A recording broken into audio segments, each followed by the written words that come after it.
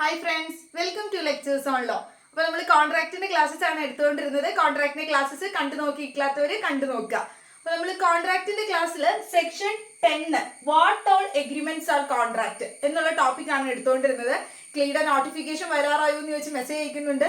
എപ്പോൾ വേണമെങ്കിലും വരാം, ഇന്നോ നാളെയോ എന്ന് വേണമെങ്കിലും നോട്ടിഫിക്കേഷൻ വരാവുന്നതാണ്.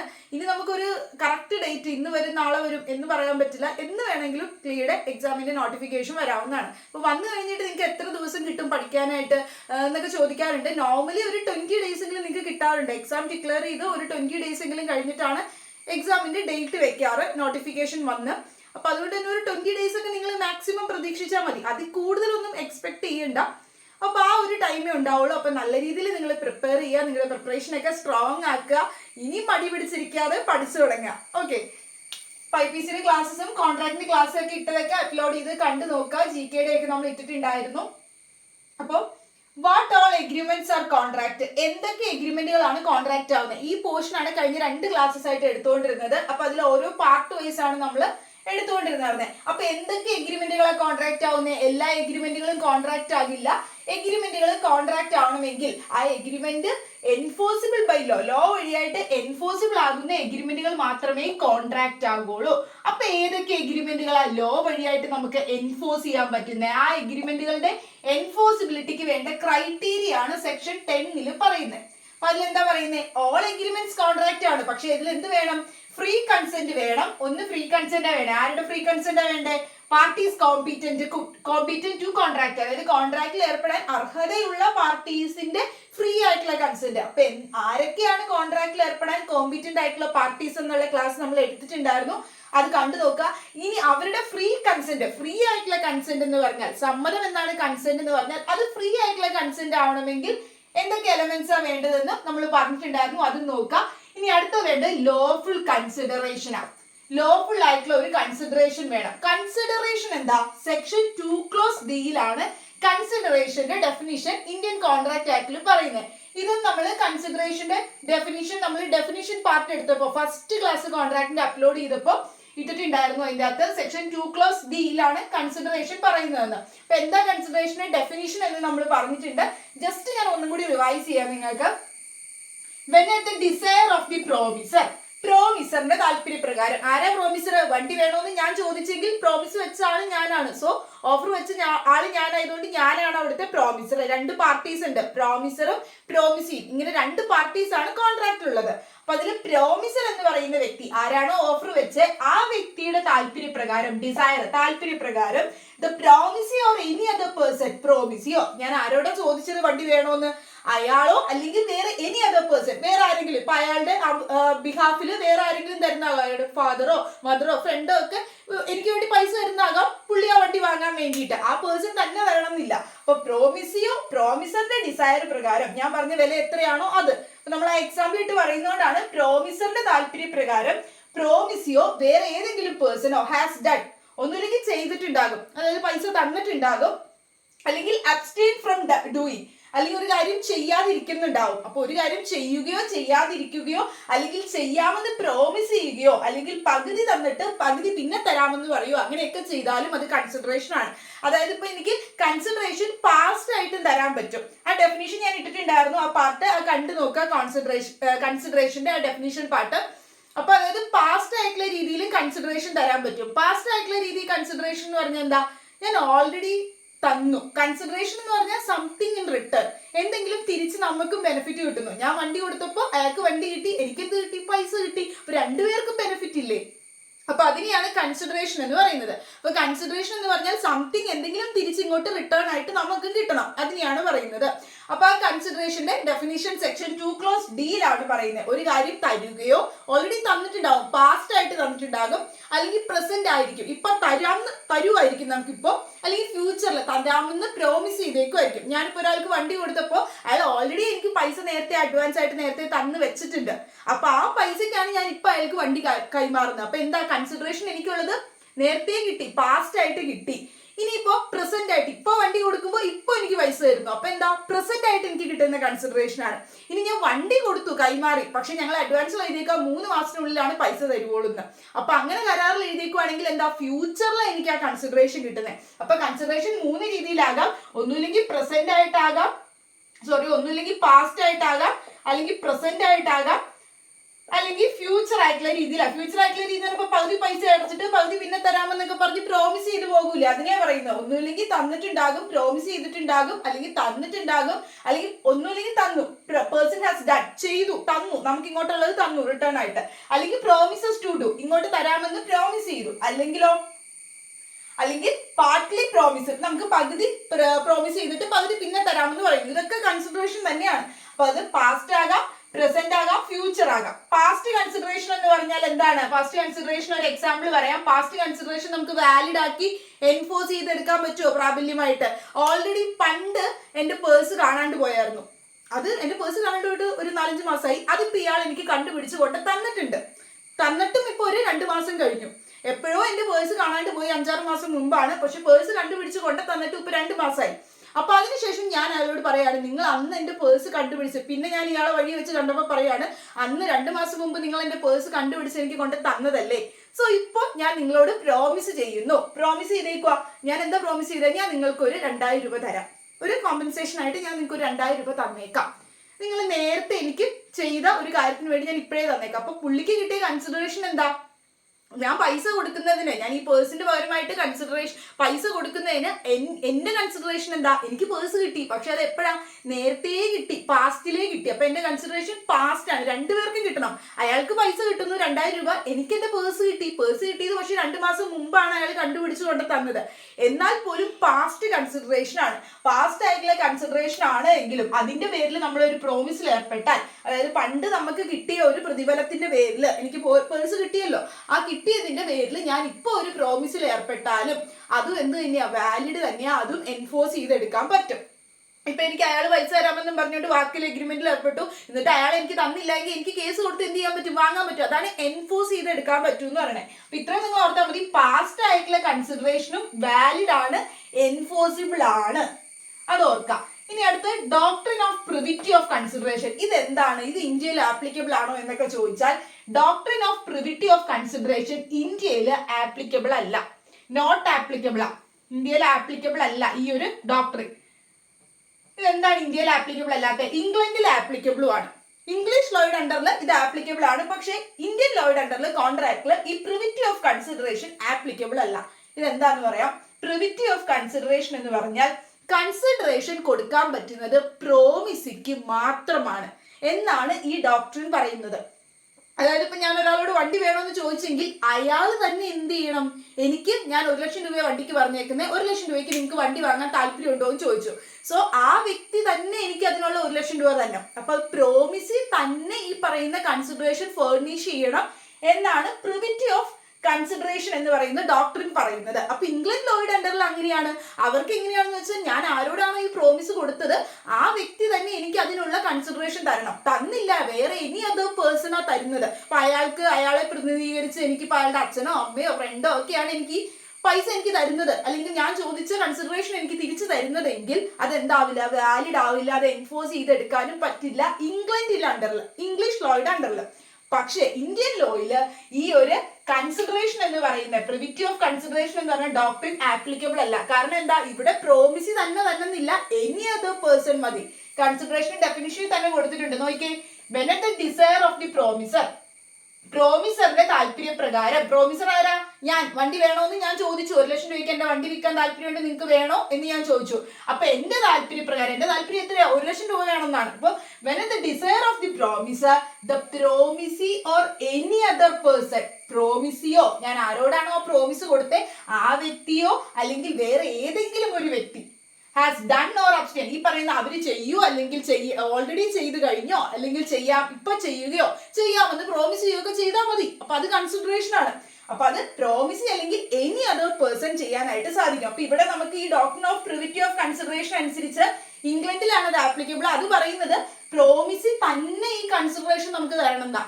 അല്ലാതെ വേറെ എനി അതോ പേഴ്സണും പറ്റില്ല എന്നാണ് പറയുന്നത്. പക്ഷെ ഇവിടെ എങ്ങനെയാന്ന് വെച്ചാൽ ഇന്ത്യൻ ലോയുടെ അണ്ടറിൽ ഈ ഒരു കോൺസെപ്റ്റ് ആപ്ലിക്കബിൾ അല്ല. അത് പറയുന്നത് എന്താന്ന് വെച്ചാൽ പ്രോമിസിയോ എനി അതർ പേഴ്സണോ കൺസിഡറേഷൻ ക്യാൻ ബി ഫർണിഷ്. അവർക്ക് ആർക്ക് വേണമെങ്കിലും അതിനുള്ള കൺസിഡറേഷൻ തരാം. ഞാൻ വണ്ടി കൊടുത്ത് അതിന് 1 ലക്ഷം രൂപയ്ക്ക് വിൽക്കുന്നുണ്ട്, ആള് തന്നെ എനിക്ക് പൈസ തരുന്നില്ല, ഞാൻ ആളോടാണ് വണ്ടി വാങ്ങാൻ പറഞ്ഞത്, അപ്പൊ ആള് തന്നെ എനിക്ക് പൈസ തരണമെന്നില്ല, ആളുടെ അച്ഛനോ അമ്മയോ ആരെങ്കിലും തന്നോട്ടെ, അപ്പൊ കുഴപ്പമില്ല, ഇനി അത് പേഴ്സൺ അയാളുടെ ബിഹാഫിൽ തന്നാലും മതി. അപ്പൊ അതുകൊണ്ട് ഈ ഒരു doctrine of privity of consideration ഇന്ത്യയിൽ ആപ്ലിക്കബിൾ അല്ല, ഇംഗ്ലണ്ടിലാണ് ആപ്ലിക്കബിൾ, ഇംഗ്ലീഷ് ലോയുടെ അണ്ടറിലാണ് എന്ന് ഓർത്ത് വെക്കുക. കാരണം ഇവിടെ എന്തുകൊണ്ടാ പ്രോമിസി അല്ലെങ്കിൽ എനി അതർ പേഴ്സണ് കൺസിഡറേഷൻ കൊടുക്കാനായിട്ട് സാധിക്കും. ആരുടെ താല്പര്യപ്രകാരം? പ്രോമിസറിന്റെ താല്പര്യപ്രകാരം. അത് പ്രസന്റ് ആയിട്ട് പറ്റും, പാസ്റ്റ് ആയിട്ട് പറ്റും, ഫ്യൂച്ചർ ആയിട്ട് പറ്റും. ഇനിയിപ്പോ പാസ്റ്റ് ആയിട്ടുള്ള കൺസിഡറേഷൻ ആണെങ്കിലും എന്താ വാലിഡ് തന്നെയാ. പണ്ട് ചെയ്ത ഒരു സർവീസിന് ഇപ്പൊ ഞാൻ കൺസിഡറേഷൻ കൊടുക്കുകയാണ്, ഇപ്പൊ തിരിച്ച് ഞാനൊരു പ്രോമിസ് ഏർപ്പെടുകയാണ്, അപ്പൊ അത് ഏർപ്പെട്ടാലും എന്താ വാലിഡ് ആണ്, അതും എൻഫോഴ്സ് ചെയ്തെടുക്കാൻ പറ്റുന്നതാണ്. ഇനി നമ്മൾ നോക്കുന്നത് കൺസിഡറേഷൻ ഇല്ല എങ്കിൽ ആ എഗ്രിമെന്റിൽ എന്ത് പറ്റുന്ന. എന്തായാലും ഒരു എഗ്രിമെന്റിനകത്ത് കൺസിഡറേഷൻ വേണം. നമ്മൾ പറഞ്ഞല്ലോ എഗ്രിമെന്റിന്റെ അകത്ത് എഗ്രിമെന്റ് കോൺട്രാക്ട് ആണെങ്കിൽ അവിടെ ലോഫുൾ കൺസിഡറേഷൻ വേണം. ലോഫുൾ കൺസിഡറേഷൻ തന്നെ എന്താ? നിയമപ്രകാരമുള്ള എന്തെങ്കിലും സാധനമാണെങ്കിൽ എനിക്ക് തന്നെ, അല്ലാണ്ട് ഇപ്പൊ എന്തെങ്കിലും ഞാൻ ചോദിച്ചതിന് തിരിച്ച് കഞ്ചാവ് തിരിച്ചു തരരുതല്ലോ. ഞാൻ പൈസ കൊടുക്കുന്നതിന് തിരിച്ച് എനിക്ക് കഞ്ചാവ് തരുന്നെങ്കിലോ ലോഫുൾ ആയിട്ടുള്ള കൺസിഡറേഷൻ ആണോ എനിക്ക് കിട്ടിയത്? അല്ല. അപ്പൊ കൺസിഡറേഷൻ ലോഫുൾ ആയിരിക്കണം. സപ്പോസ് കൺസിഡറേഷൻ ഒരു എഗ്രിമെന്റിൽ ഇല്ല എങ്കിൽ ആ എഗ്രിമെന്റ് എന്തായി പോകും? വോയിഡ് ആയി പോകും. അതാണ് ജനറൽ ആയിട്ടുള്ള റൂള്. അതാണ് നമ്മൾ അടുത്ത് നോക്കുന്നത്. ഒരു എഗ്രിമെന്റിൽ അവിടെ കൺസിഡറേഷൻ ഇല്ല എങ്കിൽ ആ എഗ്രിമെന്റ് എന്താ? വോയിഡ് ആണ്. എഗ്രിമെന്റിനകത്ത് കൺസിഡറേഷൻ, രണ്ടുപേരും തമ്മിലൊരു എഗ്രിമെന്റിൽ ഏർപ്പെട്ടിട്ടുണ്ട് എങ്കിൽ, ഒരു ഓഫർ നടത്തി ഒരാളെ അക്സെപ്റ്റ് ചെയ്തിട്ടുണ്ടെങ്കിൽ രണ്ടുപേർക്കും അവിടെ എന്തെങ്കിലും സംതിങ് റിട്ടേൺ കിട്ടണം. ഇപ്പൊ ഞാൻ വണ്ടി വേണോ അല്ലെങ്കിൽ അയാൾ വണ്ടി വാങ്ങാന്ന് പറഞ്ഞെങ്കിൽ എനിക്ക് വണ്ടി കിട്ടുന്നു, അയാൾക്ക് എന്ത് കിട്ടുന്നു? പൈസ കിട്ടുന്നു, രണ്ടുപേർക്കും കിട്ടുന്നില്ലേ സംതിങ് ഇൻ റിട്ടേൺ? അതുപോലെ തന്നെ കിട്ടിയിരിക്കണം എന്നാണ് പറയുന്നത്. അപ്പൊ എഗ്രിമെന്റിലെ കൺസിഡറേഷൻ ഇല്ലെങ്കിൽ അത് വോയിഡ് ആയി പോകും. ഇതാണ് ജനറൽ റൂള്. പക്ഷെ എപ്പോഴും അങ്ങനെയല്ല. അത് നമ്മൾ അടുത്തത് നോക്കുന്നത്. അടുത്തത് നമ്മൾ നോക്കുന്നത് കൺസിഡറേഷന്റെ കാര്യങ്ങൾ തന്നെയാണ്. കൺസിഡറേഷൻ മീൻസ്, ഞാൻ ആ നേരത്തെ പറഞ്ഞ പോയിന്റ്സ് ഞാനൊന്ന് ഷോർട്ടാക്കി നിങ്ങൾക്ക് എഴുതിയതാണ്. Consideration means that each party must provide something of value to the other party. അതായത് എനിക്ക് എന്തെങ്കിലും കിട്ടുന്നതിന് തിരിച്ച് എന്തെങ്കിലും വാല്യൂ ആയിട്ടുള്ള ഒരു സാധനം തന്നെ തിരിച്ച് അങ്ങോട്ടും കൊടുക്കണം. അതിനെയാണ് കൺസിഡറേഷൻ എന്ന് പറയുന്നത്. ഈച്ച് പാർട്ടി, രണ്ടുപേർക്ക് കിട്ടിയിരിക്കണം. ആ കോൺട്രാക്റ്റിലെ അല്ലെങ്കിൽ എഗ്രിമെന്റിലെ രണ്ട് പാർട്ടീസിനും അങ്ങോട്ടും ഇങ്ങോട്ടും എന്തെങ്കിലും വാല്യൂബിൾ ആയിട്ടുള്ളത് കിട്ടിയിരിക്കണം. സംതിങ് ഇൻ റിട്ടേൺ, അതിനെയാണ് നമ്മൾ കൺസിഡറേഷൻ എന്ന് പറയുന്നത്. അപ്പൊ അതിന് പറയുന്ന ഒരു മാക്സിമം ഒരു ടേമിന്റെ അടിസ്ഥാനത്തിൽ പറയുന്നുണ്ട് ക്വിഡ് പ്രോക്കോ. ക്വിഡ് പ്രോക്കോ എന്ന് പറഞ്ഞാൽ അതിന്റെ അർത്ഥം സംതിങ് ഇൻ റിട്ടേൺ. കൺസിഡറേഷൻ എന്ന് പറഞ്ഞാൽ സംതിങ് ഇൻ റിട്ടേൺ, എന്തെങ്കിലും തിരിച്ചു കൊടുക്കുന്നതിനെയാണ്. അതിനാണ് പറയുന്നത് ക്വിഡ് പ്രോക്കോ. ക്വിഡ് പ്രോക്കോ എന്ന് പറയുന്നത് കൺസിഡറേഷനുമായി ബന്ധപ്പെട്ട ഒരു ടേം ആണ്, അത് ഓർത്തിരിക്കാം. ഇനി കൺസിഡറേഷനുമായി ബന്ധപ്പെട്ട ഒരു തിയറിയാണ് peppercorn theory. Peppercorn theory. Consideration need not be adequate, അതാണ് അതിന്റെ മീനിങ്. ആ ഒരു പെപ്പർകോൺ തിയറിയിൽ പറയുന്നത് ഇത്രയേ ഉള്ളൂ, കൺസിഡറേഷൻ അഡ്വക്കേറ്റ് ആവേണ്ട ആവശ്യമില്ല. എന്താ ഈ അഡ്വക്കേറ്റ് ആവുക എന്ന് പറയുന്നത്? ഞാൻ ഒരാൾക്ക് ഒരു 1000 രൂപ കൊടുക്കുന്നു. 1000 രൂപ കൊടുക്കുന്നതിന് തിരിച്ച് എനിക്ക് അയാൾ തരുന്ന ഒരു പെപ്പർകോൺ, ഒരു കുരുമുളകാണെന്ന് വിചാരിച്ചു, ചെറിയൊരു ഇതാണ്. അപ്പൊ എന്നാൽ പോലും എന്താണ് അത് മതി കൺസിഡറേഷൻ. എനിക്ക് എന്തെങ്കിലും ഇങ്ങോട്ട് കിട്ടിയാൽ മതി, സംതിങ് ഇൻ റിട്ടേൺ കിട്ടിയാൽ മതി, അത് വാല്യൂ ഉള്ള എന്തെങ്കിലും സാധനമായാൽ മതി. ഞാൻ ആ കൊടുക്കുന്നതിന് കറക്റ്റ് വാല്യൂ ഉള്ള സാധനം തന്നെ എനിക്ക് തിരിച്ചു കിട്ടണമെന്ന് ഒരു നിർബന്ധവും ഇല്ല. അപ്പൊ അതാ പറയുന്നത് consideration need not be adequate. അതായത് നമ്മൾ കൊടുത്തതിന് തിരിച്ച് അതുപോലെ ഉതകുന്ന സാധനം തന്നെ അഡ്വക്കേറ്റ് ആയിട്ട് തിരിച്ചു തരണം, അത്രയ്ക്കും വാല്യൂ ഉള്ള സാധനം തന്നെ തരണം എന്ന് ഒരു നിർബന്ധമില്ല. എന്തെങ്കിലും തിരിച്ചു കിട്ടണം. വെറുതെ കൊടുത്തത് എന്തായി പോകും? ഗിഫ്റ്റ് ആയി പോകും. അതല്ലാതെ കൺസിഡറേഷൻ എന്ന് പറയുന്നത് എന്തെങ്കിലും അവിടെ കിട്ടിയാൽ മതി. അതൊരു പെപ്പറിന്റെ അത്ര ഉള്ളതാണെങ്കിൽ, ഇപ്പൊ 1000 രൂപ കൊടുത്തതിന് ഒരു പെപ്പറാണ് തിരിച്ചു കിട്ടുന്നതെങ്കിൽ പോലും അതും കൺസിഡറേഷനാ. അവിടെ അഡ്വക്കേറ്റ് ആവണമെന്ന് ഒരിക്കലും പറയുന്നില്ല. അതാണ് പറയുന്നത് consideration need not to be adequate. എന്റെ കൺസെന്റ് അവിടെ ഞാൻ ഫ്രീ ആയിട്ട്, ആരും എന്നെ കമ്പൽ ചെയ്തോ അല്ലെങ്കിൽ ഭീഷണിപ്പെടുത്തിയോ ഫ്രോഡ് വഴിയായിട്ടോ ഒന്നും അല്ല കൺസെന്റ് വാങ്ങിയത്. ഞാൻ സമരസാലെ കൺസെന്റ് കൊടുത്തിട്ട് തന്നെയാണ് ഈ ഒരു കുരുമുളക് 1000 രൂപയ്ക്ക് വാങ്ങിയതെങ്കിൽ, ഒരു തരി വാങ്ങിയതെങ്കിൽ പോലും ഓക്കെയാണ്, ഒരു പ്രശ്നവുമില്ല. ഓക്കെ. അപ്പൊ അവിടെ കൺസിഡറേഷൻ വാലിഡ് തന്നെയായിരിക്കും. എന്ത് ഇപ്പൊ അത് അഡ്വക്കേറ്റ് അല്ല, അതിനൊത്ര കിട്ടുന്ന സാധനത്തിന് അത്ര ഉതകുന്ന രീതിയിലല്ല ഇങ്ങോട്ടേക്ക് കിട്ടിയത് എന്നുള്ള രീതിയിലാണെങ്കിലും ആ ഒരു എഗ്രിമെന്റ് വോയിഡ് ആവാൻ ഒന്നും പോണില്ല. കാരണം എന്തുകൊണ്ടാണ്? എന്റെ കൺസെന്റ് ഫ്രീ ആയിട്ട് എന്റെ സമ്മതത്തോടു കൂടി ഞാൻ കൊടുത്തിട്ടാണ് ഈ സാധനം തിരിച്ച് ഇങ്ങോട്ടേക്ക് കൺസിഡറേഷൻ ഇത് വന്നത്. അങ്ങനെയാണെങ്കിൽ അത് വോയിഡ് ആവില്ല. അപ്പൊ പെപ്പർ കോൺ തിയറി പറയുന്ന കൺസിഡറേഷൻ അഡ്വക്കേറ്റ് ആവണം, ഇങ്ങോട്ട് കിട്ടുന്നതിന് അതേ വാല്യൂ ഉള്ള സാധനം കിട്ടണമെന്നൊന്നുമില്ല, എന്തെങ്കിലും സംതിങ് ഇൻ റിട്ടേൺ കിട്ടിയാൽ മതി. അത് നമ്മൾ ഫ്രീ ആയിട്ടുള്ള കൺസെന്റോട് കൂടി ആയിട്ടായിരിക്കണം ആ എഗ്രിമെന്റിൽ ഏർപ്പെട്ടത്. അങ്ങനെയാണെങ്കിൽ ഒരു കുഴപ്പമില്ല, കൺസിഡറേഷൻ അഡ്വക്കേറ്റ് ആണെന്ന് പറയുന്നില്ല. ഇനിയാണ് ഇനി നമ്മൾ പറഞ്ഞു ഒരു എഗ്രിമെന്റിന്റെ അകത്ത് കൺസിഡറേഷൻ ഇല്ല എങ്കിൽ ആ എഗ്രിമെന്റ് എന്തായി പോകും, വോയിഡ് ആയി പോകും. വോയിഡ് എന്ന് പറഞ്ഞാൽ എന്താ, അസാധു. അപ്പൊ വോയിഡ് എന്താണെന്നൊക്കെ ഉള്ളത് നമ്മൾ ഡെഫിനിഷനിൽ ഇട്ടിട്ടുണ്ടായിരുന്നു. ആ ബേസിക് കണ്ടതിന് ശേഷം മാത്രമേ ആ ഒരു ബേസിക് ആയിട്ടുള്ള ഡെഫിനിഷൻസ് നിങ്ങൾ കണ്ട് മനസ്സിലാക്കുക. അതിനുശേഷം മാത്രമേ നിങ്ങൾ ക്ലാസ്സസ് കാണുമ്പോഴാണ് നിങ്ങൾക്ക് യൂസ്ഫുൾ ആകുള്ളൂ. അപ്പോൾ ഒരു agreement without consideration is void. Consideration ഇല്ലാത്ത എഗ്രിമെന്റ് വോയിഡ് ആണ്. അത് നമുക്ക് എൻഫോഴ്സ് ചെയ്തെടുക്കാൻ പറ്റില്ല, അൺഎൻഫോഴ്സിബിൾ ആണ്. എൻഫോഴ്സ് ചെയ്തെടുക്കാന്ന് പറഞ്ഞാൽ എന്താ, കേസ് കൊടുത്ത് നമുക്ക് പ്രാബല്യത്തിലാക്കി എടുക്കാൻ പറ്റില്ല. അതായത് ഇപ്പോൾ ഒരാൾ നമുക്കത് നടപ്പിലാക്കി തന്നിട്ടില്ല എങ്കിൽ നമുക്കത് കേസ് കൊടുത്ത് നമുക്കത് എൻഫോഴ്സ് ചെയ്ത് പെർഫോം ചെയ്തെടുക്കാൻ പറ്റും. അങ്ങനെ പറ്റില്ല. എങ്ങനെയാണെങ്കിൽ കൺസിഡറേഷൻ ഇല്ലാത്ത എഗ്രിമെന്റ് ആണ് എങ്കിൽ അത് വോയിഡ് ആണ്, അൺഎൻഫോഴ്സിബിൾ ആണ്. അത് പറയുന്നത് സെക്ഷൻ 25 ഇന്ത്യൻ കോൺട്രാക്ട് ആക്ടിലെ സെക്ഷൻ 25 ജനറൽ ആയിട്ടുള്ള റൂള്. അതിൽ പറയുന്ന ജനറൽ റൂൾ ഇങ്ങനെയാണ്: എഗ്രിമെന്റ് വിത്തൗട്ട് കൺസിഡറേഷൻ. കൺസിഡറേഷൻ ഇല്ലാത്ത, അതായത് തിരിച്ച് അങ്ങോട്ടും ഇങ്ങോട്ടും ഒരു ബെനിഫിറ്റ് അവർക്ക് കിട്ടുന്നില്ല, അല്ലെങ്കിൽ എന്തെങ്കിലും ഒരു തിരിച്ച് അങ്ങോട്ടും ഇങ്ങോട്ടും റിട്ടേൺ ആയിട്ട് കിട്ടുന്നില്ല എങ്കിൽ, അവിടെ quid pro quo something in return ഇല്ല എങ്കിൽ, കൺസിഡറേഷൻ ഇല്ലാത്ത ഒരു എഗ്രിമെന്റിൽ ഏർപ്പെട്ടാൽ അവിടെ എന്തായി പോകും, അത് വോയിഡ് ആണ്, അസാധുവാണ്. അങ്ങനെ വന്നാൽ അത് എന്താണ്, അൺഎൻഫോഴ്സിബിൾ, നമുക്ക് പ്രാബല്യത്തിലാക്കി എടുക്കാൻ പറ്റില്ല. അതിന് പറയുന്ന മാക്സിം ആണ്, ഒരു ലാറ്റിൻ മാക്സിം വഴിയായിട്ടാണ് അത് പറയുന്നത്. Ex nudo pacto non oritur actio. വലിയ പേരൊക്കെ പോലെ തോന്നും, രണ്ടു വട്ടം പറയുമ്പോൾ കിട്ടും. Ex nudo pacto non oritur actio. ഇങ്ങനെ പറഞ്ഞു നോക്കിയാൽ മതി. ഇതിലും വലിയ സിനിമാ പേരൊക്കെ പഠിക്കുന്നില്ല, അപ്പൊ ഇത് നമുക്ക് പഠിക്കാനായിട്ട് പറ്റും, വലിയ കുഴപ്പമൊന്നുമില്ല. X nudo pacto non oritur actio, ഇങ്ങനെയാണ് കേട്ടോ. Ex nudo pacto non oritur actio. അപ്പൊ അതിന്റെ മീനിങ് ഇതാണ്: a contract without consideration. Consideration ഇല്ലാത്ത ഒരു കോൺട്രാക്ട് വോയിഡ് ആണ്, അസാധുവാണ്. അതെന്താണ്, ആൻഡ് അൺഎൻഫോഴ്സിബിൾ. നമുക്കത് എൻഫോഴ്സ് ആക്കി എടുക്കാൻ പറ്റില്ല, പ്രാബല്യത്തിലാക്കി എടുക്കാനും പറ്റില്ല. ഇതാണ് ജനറൽ ആയിട്ട് സെക്ഷൻ 25 പറയുന്ന റൂള്. അപ്പൊ എന്ത് വേണമെന്ന് പറയുന്നത്, ലോഫുൾ കൺസിഡറേഷൻ ഉണ്ടെങ്കിൽ ആ എഗ്രിമെന്റ് കോൺട്രാക്ട് ആവുള്ളൂ. അപ്പൊ അതാണ് സെക്ഷൻ 25 പറയുന്നത്. എഗ്രിമെന്റിന്റെ അകത്ത് കൺസിഡറേഷൻ ഇല്ല എങ്കിൽ അത് വോയിഡ് ആണ്, അത് അൺഎൻഫോഴ്സിബിൾ ആണ്. ഇതാണ് ജനറൽ റൂൾ. എങ്കിലും ഇതിന് കുറച്ച് എക്സെപ്ഷൻസ് ഉണ്ട്. അതായത് ചില സിറ്റുവേഷൻസിൽ കൺസിഡറേഷൻ ഇല്ലെങ്കിലും ആ എഗ്രിമെന്റ് എന്താവില്ല, വോയിഡ് ആവില്ല, വാലിഡ് ആണ്. അപ്പൊ ചില സമയങ്ങളിൽ ചില എഗ്രിമെന്റുകളുടെ അകത്ത് ഈ പറയുന്ന കൺസിഡറേഷൻ ഇല്ലെങ്കിലും അത് വോയിഡ് ആവില്ല. അപ്പൊ അതിന് കുറച്ച് എക്സെപ്ഷൻസ്, ഒഴിവുകൾ പറയുന്നുണ്ട്. ഏതൊക്കെ എക്സെപ്ഷൻ സിറ്റുവേഷൻസ് ആണെന്ന് നമുക്ക് നോക്കാം. അത് ഈ സെക്ഷൻ 25 തന്നെ പറയുന്നുണ്ട്. സെക്ഷൻ 25 ഇങ്ങനെ അങ്ങ് അവർ പറഞ്ഞിട്ട് അതിന്റെ കൂട്ടത്തിൽ തന്നെ എക്സെപ്ഷൻസും പറയുന്നുണ്ട്. ഈ പറയുന്ന സിറ്റുവേഷൻസ് ആണെങ്കിൽ അവിടെ കൺസിഡറേഷൻ ഇല്ലെങ്കിൽ എഗ്രിമെന്റ് വോയിഡ് ആവില്ല എന്ന്. നോർമലി എഗ്രിമെന്റിന്റെ അകത്ത് കൺസിഡറേഷൻ ഇല്ല എങ്കിൽ അത് വോയിഡ് ആയി പോകും എന്നാണ് പറയുന്നത്. അപ്പൊ എഗ്രിമെന്റ് വിത്തൗട്ട് കൺസിഡറേഷൻ വോയിഡ് ആണെന്നാണ് സെക്ഷൻ 25 പറഞ്ഞിട്ടുള്ളത്. അപ്പൊ ആ സെക്ഷൻ 25 തന്നെ കുറച്ച് എക്സെപ്ഷൻസും കൂടി പറഞ്ഞിട്ടുണ്ട്. ഈ പറയുന്ന സിറ്റുവേഷൻസിൽ അവിടെ എഗ്രിമെന്റിന്റെ അകത്ത് കൺസിഡറേഷൻ ഇല്ലെങ്കിലും അത് വോയിഡ് ആവില്ല, അത് വാലിഡ് തന്നെയാണ്, നമുക്കത് എൻഫോഴ്സ് ചെയ്തെടുക്കാൻ പറ്റും, അൺഎൻഫോഴ്സിബിൾ ആകില്ല, എൻഫോഴ്സിബിൾ തന്നെയാണ്. അപ്പൊ അതിൽ ഒന്നാമതാണ് നാച്ചുറൽ ലവ് ആൻഡ് അഫെക്ഷൻ. അതായത് ഇപ്പൊ ഫ്രണ്ട്സ് തമ്മിലോ, അല്ലെങ്കിൽ എന്തെങ്കിലും ഫാദറും സണ്ണും തമ്മിലോ, അല്ലെങ്കിൽ എന്തെങ്കിലും റിലേറ്റീവ്സ് തമ്മിലോ ഒക്കെ അവരുള്ള ആ ഒരു നാച്ചുറൽ ആയിട്ട് അവർക്ക് ഉണ്ടായ ആ പെട്ടെന്നുണ്ടായ ആ ഒരു സ്നേഹത്തിന്റെ പുറത്തോ അല്ലെങ്കിൽ അഫെക്ഷന്റെ പുറത്തോ അവർക്കുണ്ടായ ആ ഒരു ഫീലിങ്സിന്റെ പുറത്ത്, നാച്ചുറൽ ലവ് ആൻഡ് അഫെക്ഷന്റെ പുറത്ത് അവരൊരു റിട്ടേൺ ആയിട്ടുള്ള രീതിയിൽ ഒരു എഗ്രിമെന്റിൽ ഏർപ്പെടുക. എഴുതി കൊടുക്കണം കേട്ടോ, വാക്കാൽ പറഞ്ഞിട്ട് കാര്യമില്ല. റിട്ടേൺ ആയിട്ട് രജിസ്റ്ററും ചെയ്യണം. നമ്മുടെ ഈ രജിസ്ട്രേഷൻ ആക്ട് ഒക്കെ പ്രകാരം രജിസ്റ്റർ ചെയ്യുകയും ചെയ്യണം. അപ്പോൾ റിട്ടേൺ ആയിട്ട്, അപ്പൊ അത് രണ്ട് നിങ്ങൾ ഓർക്കുക. വെറുതെ അങ്ങ് വാക്കുകൊണ്ട് പറഞ്ഞാൽ മാത്രം പോരാ, റിട്ടേൺ ആയിട്ട് എഴുതി രജിസ്റ്റേർഡ് ആയിട്ടുള്ള ഒരു എഗ്രിമെന്റ് ആയിരിക്കണം. ഞാനത് പറഞ്ഞത് ഏതിന്റെ അടിസ്ഥാനത്തിലായിരിക്കണം, നാച്ചുറൽ ലവ് ആൻഡ് അഫെക്ഷൻ അണ്ടറിലാണെങ്കിൽ അത് എൻഫോഴ്സ് ചെയ്തെടുക്കാൻ പറ്റും, അവിടെ കൺസിഡറേഷൻ ഇല്ലെങ്കിലും. അതായത് എൻ്റെ അച്ഛൻ എന്നോട് പറയുന്നു, ഡെയിലി എനിക്ക് 100 രൂപ വെച്ച് തരാം. ഓക്കെ, ഇതെനിക്ക് വെറുതെ വാക്കാൽ പറഞ്ഞാൽ അതെന്തായി പോകും, ആ എഗ്രിമെന്റ് ഡൊമസ്റ്റിക് എഗ്രിമെന്റ്, സോഷ്യൽ ആയിട്ടുള്ള എഗ്രിമെന്റ് ആണെന്ന് പറഞ്ഞു.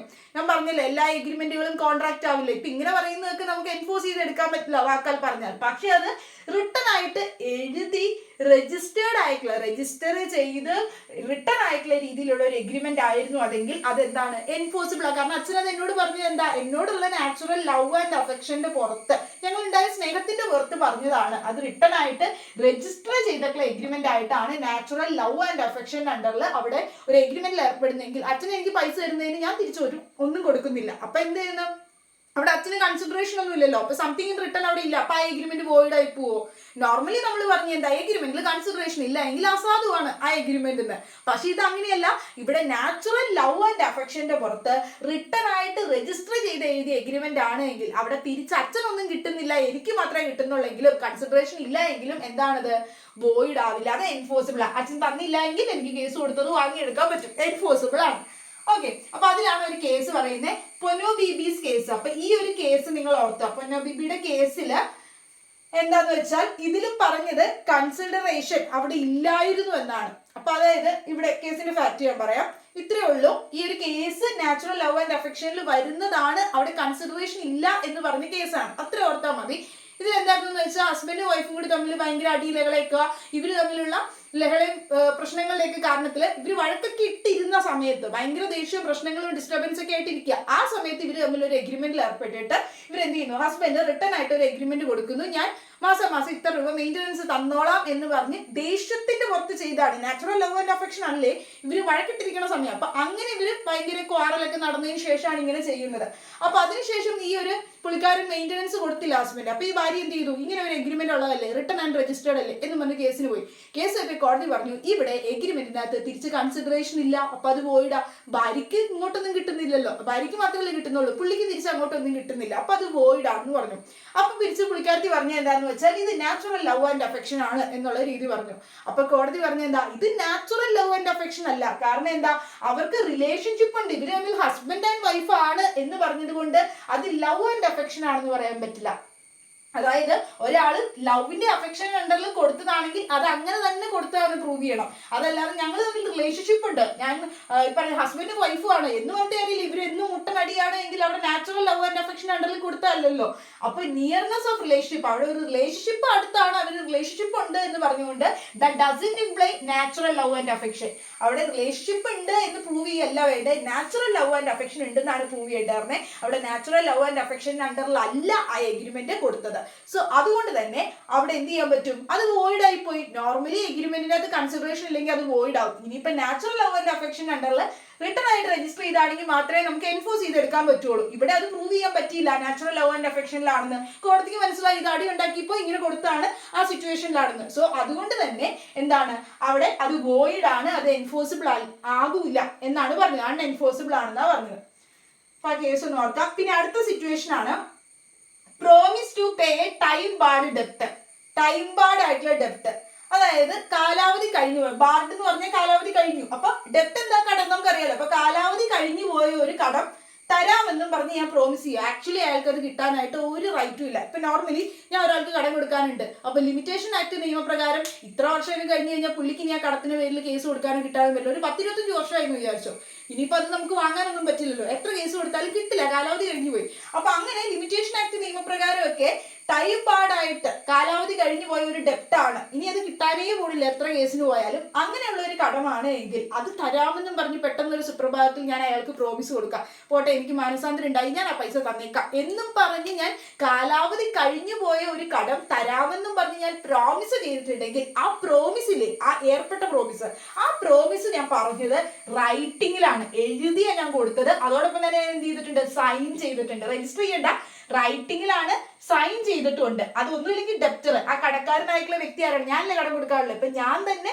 കാലാവധി കഴിഞ്ഞു പോയത് അയാൾക്ക് ഇനി കിട്ടില്ല എന്ന് എനിക്കറിയാം, എന്നാലും ഞാൻ കൊടുക്കാമെന്നും പറഞ്ഞ് പ്രോമിസ് ചെയ്തിട്ട് റൈറ്റിംഗിൽ സൈൻ ചെയ്താൽ ഞാൻ പറഞ്ഞത് അത് ആ ഡെപ്റ്റർ തന്നെ സൈൻ ചെയ്യണം. കടം ആർക്കാണോ ഉള്ളത് ആ വ്യക്തി തന്നെ സൈൻ ചെയ്യണം.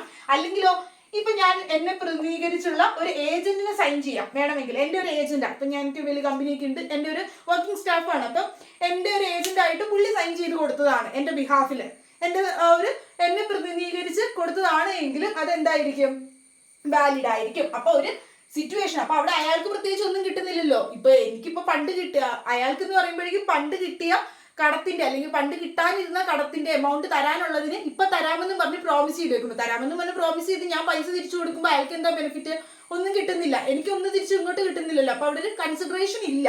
എന്നാൽ പോലും ടൈം ബാഡ് ഡെപ്റ്റ്, കാലാവധി കഴിഞ്ഞു പോയ ഒരു കടം തരാമെന്ന് പറഞ്ഞ് പേ ചെയ്യാമെന്ന ഒരു പ്രോമിസിൽ ഏർപ്പെട്ടിട്ടുണ്ടെങ്കിൽ അത് റൈറ്റിംഗിലും സൈൻ ചെയ്തിട്ടാണ്, അതായത് ഡെപ്റ്ററോ അല്ലെങ്കിൽ അയാളുടെ ഏജന്റോ, അയാൾ ഓതറൈസ് ചെയ്തിട്ടുള്ള ഏജന്റോ സൈൻ ചെയ്തിട്ടാണ് കൊടുത്തെങ്കിലും അവിടെ കൺസിഡറേഷൻ അങ്ങോട്ടും ഇങ്ങോട്ടും ആ ബെനിഫിറ്റ് വന്നിട്ടില്ല, ഒരാൾക്ക് ഉള്ളെങ്കിൽ പോലും അത് വോയിഡ് ആവില്ല, അത് വാലിഡ് തന്നെയാണ്, എൻഫോഴ്സ് ചെയ്യാം. അപ്പൊ അതാണ് രണ്ടാമത്തെ സിറ്റുവേഷൻ പറഞ്ഞത്. ഇനി compensation for past voluntary service, past voluntary ആയിട്ടുള്ള സർവീസിനുള്ള കോമ്പൻസേഷൻ, അതാണ് ഞാൻ പറഞ്ഞ പാസ്റ്റ് കൺസിഡറേഷൻ. അപ്പൊ പാസ്റ്റ് കൺസിഡറേഷൻ ഇന്ത്യയിൽ എങ്ങനെയാണെന്നാ ഞാൻ പറഞ്ഞേ, വാലിഡ് ആണ്. ഇംഗ്ലീഷ് ലോയുടെ അണ്ടറിൽ പാസ്റ്റ് കൺസിഡറേഷൻ വാലിഡ് അല്ല കേട്ടോ, അവര് അത് എൻഫോഴ്സ് ചെയ്യാൻ പറ്റൂല എന്നാ പറയുന്നത്, ആണ് എൻഫോഴ്സിബിൾ ആണെന്ന് പറഞ്ഞത്. പക്ഷെ ഇന്ത്യയിൽ നമ്മുടെ അണ്ടറിൽ പാസ്റ്റ് കൺസിഡറേഷൻ വാലിഡ് ആണ്. അത് നമ്മുടെ കോൺട്രാക്റ്റിൽ കൺസിഡറേഷന്റെ ഡെഫിനിഷൻ പറഞ്ഞപ്പോൾ പറഞ്ഞു ഹാസ് ഡൺ. കൺസിഡറേഷൻ എന്താവാം, പ്രസന്റ് ആവാം, പാസ്റ്റ് ആകാം, ഫ്യൂച്ചർ ആവാം, എങ്ങനെയായാലും കുഴപ്പമില്ല, കൺസിഡറേഷൻ അവിടെ ഉണ്ടായാൽ മതി. അപ്പൊ പാസ്റ്റ് കൺസിഡറേഷൻ എന്താ, പണ്ട് എന്റെ പെറ്റിനെ കാണാനില്ലായിരുന്നു, എന്റെ വീട്ടിലെ പൂച്ചക്കുട്ടീനെ കാണാനില്ലായിരുന്നു, അപ്പൊ അത് പണ്ട് കാണാണ്ടായതാണ്, ഇയാൾ അത് കൊണ്ട് കണ്ടുപിടിച്ച് തന്നിട്ട് ഒരു 2-3 മാസമായി സാധനം എനിക്ക് കൊണ്ടു തന്നു. അപ്പൊ കൊണ്ടു തന്നതിന് ശേഷം ഇപ്പൊ ഞാൻ അയാൾക്ക് എന്ത് ചെയ്യുക, പ്രോമിസ് ചെയ്യുക, പണ്ട് നിങ്ങൾ ഇങ്ങനെ ഒരു സൊമനസാല ഒരു സേവനം എനിക്ക് ചെയ്തു തന്നില്ല, എന്നെ കാണാണ്ട് പോയ പൂച്ചക്കുട്ടീനെ കണ്ടുപിടിച്ച് കൊണ്ട് തന്നല്ലോ, സോ ഇപ്പൊ അതിന് ഞാൻ തരാം, പൈസ തരാട്ടോ. ഞാൻ ഇപ്പൊ നിങ്ങൾ പണ്ട് എനിക്ക് വോളണ്ടറി ആയിട്ട് സൊമനസാലയിൽ നിങ്ങൾ ചെയ്ത സർവീസിന്, പാസ്റ്റില് പണ്ട് ചെയ്ത സർവീസിന് ഇപ്പൊ കോമ്പൻസേഷൻ ആയിട്ട് ഞാൻ തരാമെന്നും പറഞ്ഞ് ഞാൻ പ്രോമിസ് ചെയ്യുവാണ് എങ്കിൽ അതെന്താണ്, ആ പ്രോമിസ്, ഞാൻ ആ കൊടുത്ത പ്രോമിസ് അയാൾക്ക് എൻഫോഴ്സ് ചെയ്തെടുക്കാൻ പറ്റും. അയാൾക്ക് അവിടെ ഈ പറയുന്ന പൈസ കിട്ടുമ്പോൾ എനിക്ക് പ്രത്യേകിച്ച് ബെനിഫിറ്റ് ഒന്നുമില്ല, കാരണം എനിക്ക് പൂച്ചക്കുട്ടി കിട്ടി, പക്ഷെ കിട്ടിയത് പണ്ടാണ്, നേരത്തെയാണ് കിട്ടി, 2 months മുമ്പാന്ന് വെച്ചോ. അപ്പൊ ഇപ്പൊ എനിക്ക് അവിടെ ഒരു കൺസിഡറേഷൻ കിട്ടുന്നില്ലല്ലോ, ഞാൻ ഇയാൾക്ക് ഇപ്പൊ പൈസ കൊടുക്കുന്നതിൽ എനിക്ക് എന്താ ഇപ്പൊ പ്രതിഫലം, ഒന്നും കിട്ടുന്നില്ല. അപ്പൊ എനിക്ക് അവിടെ കൺസിഡറേഷൻ ഇല്ല എങ്കിൽ പോലും പണ്ട് അയാൾ ചെയ്ത വോളണ്ടറി ആയിട്ട് ചെയ്ത സർവീസിന്, സൊമനസാല ചെയ്ത സർവീസിന് ഞാനിപ്പോ കോമ്പൻസേഷൻ ആയിട്ട് കൊടുക്കാമെന്നും പറഞ്ഞ് പ്രോമിസിൽ ഏർപ്പെടുമ്പോൾ എനിക്ക് അവിടെ കൺസിഡറേഷൻ ഇല്ലെങ്കിൽ പോലും അത് വോയിഡ് ആകില്ല. നോർമലി രണ്ടുപേർക്കും കൺസിഡറേഷൻ അവിടെ അപ്പുറം ഇപ്പുറം ഉണ്ടെങ്കിൽ മാത്രമേ എന്താവുള്ളൂ, എഗ്രിമെന്റ് വാലിഡ് ആവുള്ളൂ, പക്ഷേ അല്ലെങ്കിൽ വോയിഡ് ആകും. അതാണ് നമ്മൾ ജനറൽ ആയിട്ടുള്ള റൂള് പറഞ്ഞത്. പക്ഷെ ഇങ്ങനെയുള്ള ഒരു സിറ്റുവേഷനിലാണെങ്കിൽ അത് വോയിഡ് ആവില്ല, അത് എൻഫോഴ്സ് ചെയ്തെടുക്കാൻ പറ്റും. ഞാൻ അങ്ങനെ ഒരു എഗ്രിമെന്റിൽ ഏർപ്പെട്ടിട്ടുണ്ടെങ്കിൽ പൈസ കൊടുത്തിട്ടില്ല എങ്കിൽ, പ്രോമിസ് ചെയ്തു പണ്ട് പൂച്ചക്കുട്ടിയെ കണ്ടുപിടിച്ചതിന് ഇപ്പൊ തരാമെന്ന്, അപ്പൊ എന്നിട്ട് ഞാൻ കൊടുത്തിട്ടില്ലെങ്കിൽ ഇയാൾക്ക് എന്ത് ചെയ്യാൻ പറ്റും, കേസ് കൊടുത്തത് വാങ്ങിയെടുക്കാൻ പറ്റും. അപ്പൊ അതാ പറയുന്നത് പാസ്റ്റ് കൺസിഡറേഷൻ വാലിഡ് ആണ് ഇന്ത്യയിൽ കേട്ടോ, ഇംഗ്ലണ്ടിൽ വാലിഡ് അല്ല, ഇംഗ്ലീഷ് ലോയുടെ അണ്ടറിൽ വാലിഡ് അല്ല. പിന്നെ ഗിഫ്റ്റ് കൊടുക്കുവാണ്, അപ്പൊ അവിടെ കൺസിഡറേഷൻ വേണം. ഞാൻ ഒരാൾക്ക് ഒരു സാധനം സമ്മാനമായിട്ട് കൊടുക്കുക, അപ്പൊ പിന്നെ എന്തിനാ എനിക്ക് തിരിച്ചെന്ത് കിട്ടണേ, സമ്മാനമായിട്ട് കൊടുത്തെന്ന് പറയുമ്പോൾ തന്നെ ഗിഫ്റ്റിൽ അവിടെ കൺസിഡറേഷൻ വേണ്ട. അല്ലെങ്കിൽ ഒരു ഏജൻസിയാണ്, ഒരു ഏജന്റ് ആയിട്ട് പ്രവർത്തിക്കുന്ന ആളാണ്, അപ്പൊ അങ്ങനെയുള്ള ഒരു സിറ്റുവേഷനിൽ കൺസിഡറേഷൻ വേണമെന്നില്ല. അപ്പൊ അത് രണ്ടും കൂടി ഒന്ന് ജസ്റ്റ് ഓർത്തിരിക്കാം.